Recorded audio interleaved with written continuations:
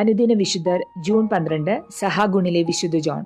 സ്പെയിനിൽ സെയിന്റ് ഫഗോണ്ടസിൽ ജനിച്ച ജോൺ 26-ാമത്തെ വയസ്സിൽ പുരോഹിതനായി.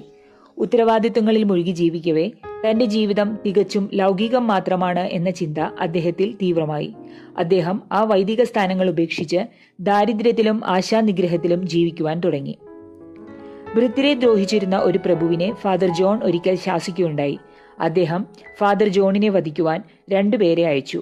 അവർ അദ്ദേഹത്തിന്റെ വിശുദ്ധ മുഖം കണ്ടതോടെ ദുഷ്ടവിചാരം തള്ളി മാപ്പപേക്ഷിച്ചു. പ്രഭു രോഗബാധിതനായി. അപ്പോൾ അദ്ദേഹവും ക്ഷമാപണം ചെയ്തു. വേറൊരിക്കൽ ഒരു പാപിയെ മാനസാന്തരപ്പെടുത്തിയപ്പോൾ പാപത്തിന്റെ സഖിയായ പ്രഭു ഫാദർ ജോണിന് വിഷം കൊടുത്തു. 1479 ജൂൺ 11-ാം തീയതി അദ്ദേഹം മരിച്ചു. 1609 അദ്ദേഹം വാഴ്ത്തപ്പെട്ടവനായും 1690 വിശുദ്ധനായും പ്രഖ്യാപിച്ചിട്ടുണ്ട്.